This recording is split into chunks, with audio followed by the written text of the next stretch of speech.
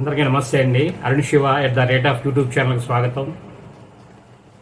ఈరోజు మీకు ఈ వీడియోలో పిల్లలు కుటుంబం పట్ల, తల్లిదండ్రుల పట్ల ఎలా అవగాహనగా ఉండాలి అనేది చూద్దాం. ఒక కుటుంబంలో జరిగిన సంఘటన నాకు తెలిసి అది మీకు వివరిస్తాను.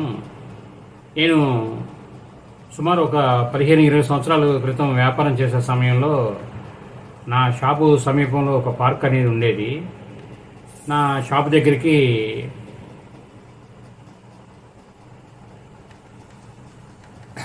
కరీం గారు అని ఒక ఆయన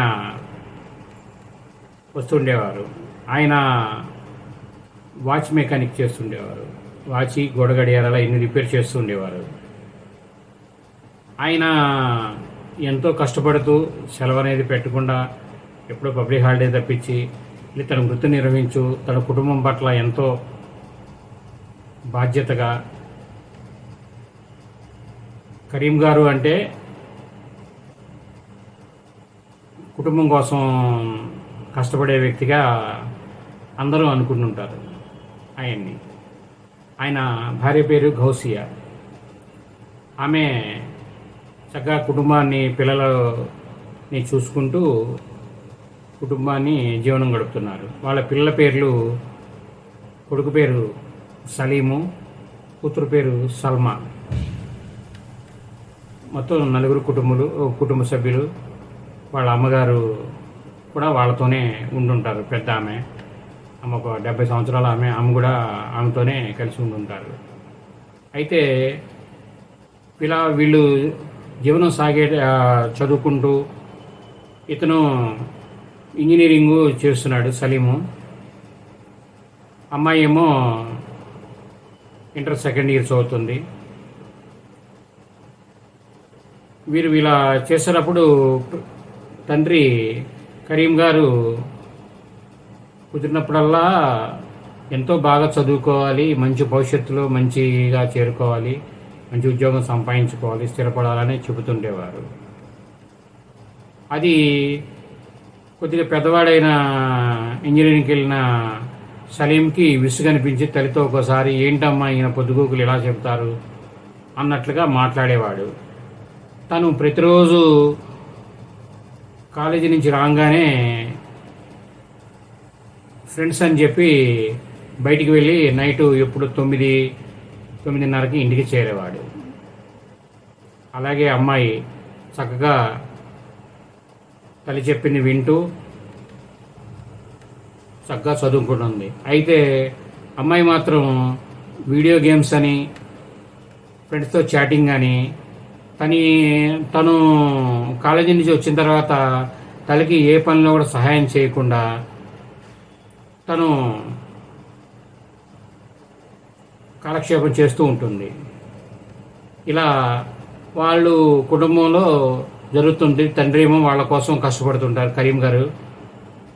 ఇలా జరుగుతున్న సమయంలో ఒకసారి కరీం గారు ఏదో ఒక సందర్భంలో మాట్లాడుతుండగా కొడుకు పెద్దగా సీరియస్ అయిపోయి, ఏంటి పొద్దుగూకులు సోది అన్నట్టుగా మాట్లాడి తన్ను విసుక్కుంటే తనకి విపరీతమైన కోపం వచ్చేసి కరీం గారికి, మీరు సావండి, నేను వెళ్ళిపోతున్నాను అని చెప్పి గబగబా బయటికి వెళ్ళిపోతారు. వెళ్ళిపోయిన తర్వాత కొడుకు కూడా తన ఫ్రెండ్స్ దగ్గరికి వెళ్ళిపోతాడు. ఆ రోజు సెలవు, షాపులకు సెలవు. కరీం గారు బయటికి వెళ్ళారు. ఈ గౌసియా అంటే ఆ కరీం గారి భార్య 9 కావస్తుంది ఇంకా రాలేదని చెప్పి ఆమె ఏడుస్తా కూర్చుంటుంది. ఎప్పుడు 5 గంటలకి 6 గంటలకి ఆయన వెళ్ళిపోతే 9 గంటల దాకా కనీసం తల్లి ఏడుస్తుందని కూడా పట్టించుకోకుండా కూతురు సల్మా ఆ వీడియో గేమ్లో చాటింగ్ నిమగ్నమై 9ంటికి అమ్మ ఏంటి ఏడుస్తున్నావు అని చెప్పి అప్పుడు తల్లిని వచ్చి పలకరిస్తుంది. అప్పుడు ఇలా నాన్నగారు వెళ్ళిన సంగతి కూడా అమ్మాయి తెలియదు. ఇలా ముగ్గురు దగ్గర జరిగిన సంఘటన. అప్పుడు వీళ్ళు కంగారు పడుతుంటే అప్పుడు సలీం వచ్చి ఏంటమ్మా అంటే ఇలా నాన్నగారు వెళ్ళారు ఇంకా రాలేదు అంటే తను గబగబా వెళ్ళి వెతకడానికి బయటికి వెళ్తాడు. కొద్ది దూరంలో పార్కులో నుంచి బయటికి వస్తా కరీం గారు కనిపిస్తారు. వెంటనే అతను రిటర్న్ అయ్యి వాళ్ళ అమ్మగారి దగ్గరికి వచ్చి నాన్నగారు ఇలా వస్తున్నారని చెప్పి తెలియజేసి ఇంట్లో ఉంటాడు. కరీం గారు నడుచుకుంటూ వస్తూ ఆయన ఇంట్లో నుంచి బయలుదేరేటప్పుడు చనిపోదామనే బయలుదేరి వెళ్ళారు. వెళ్ళిన తర్వాత కొంత దూరం వెళ్ళిన తర్వాత నేను చనిపోతే నా కుటుంబం మొత్తం అనాథలు అవుతారు, వాళ్ళని చూసేవాళ్ళు ఎవరు నేను తప్పించి ఎవరు చూడడానికి అండగా నుంచి ఎవరు ఉండరు కదా అని మళ్ళీ ఆయన ధైర్యం చెప్పుకొని పార్కులో కూర్చొని నిదానంగా బయలుదేరి ఇంటికి వచ్చి చేరుకున్నారు. ఈలోపు తల్లి గౌసియా ఆమె పిల్లలిద్దరికీ గట్టిగా క్లాస్ తీసుకొని మీరు ఇష్టం వచ్చినట్టుగా చేస్తే కుదరదు, 365 రోజులు మేము కష్టపడి చేస్తుంటే మీకు అర్థం అవ్వట్లేదు, ఎలా పడితే అలా పెద్ద చిన్న లేకుండా మాట్లాడుతున్నారు, మీరేమో అమ్మాయి ఏమో పొదుగుపులు చాటింగ్ అని ఏ సహాయం చేయకుండా చేస్తున్నారు అని చెప్పి తండ్రి వచ్చేలోపు గట్టిగా ఆమె మందలిస్తుంది పిల్లల్ని. ఈలోపు కరీం గారు ఇంటికి వచ్చిన తర్వాత భోజనం అనంతరం అందరూ కూర్చున్నాగా ఈ పిల్లలిద్దరూ తండ్రికి చెరువు పక్కన కూర్చొని గట్టిగా కౌగిలించుకొని, నాన్నగారు ఈ రోజు నుంచి మేము బాగా చదువుకుంటాం, మీరు చెప్పిన మాట వింటాము అని చెప్పి తెలియజేసి కళ్ళం నీళ్ళు పెట్టుకుంటారు. తల్లి కూడా ఎంతో సంతోషిస్తుంది.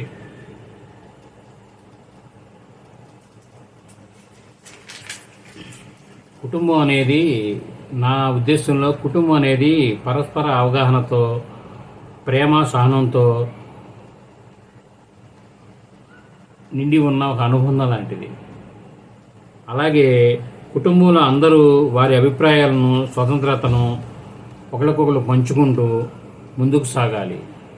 అప్పుడే ఒక మంచి జీవితం అనేది ఒక మంచి కుటుంబంగా మన సమాజంలో ముందుకు వెళ్తుంది. ఈ వీడియో మీరు పూర్తిగా చూసినందుకు ధన్యవాదాలు. మేము మరిన్ని వీడియోలు చేయడం కోసం లైక్ చేయండి, షేర్ చేయండి, తప్పకుండా సబ్స్క్రైబ్ చేసుకోండి. Thank you.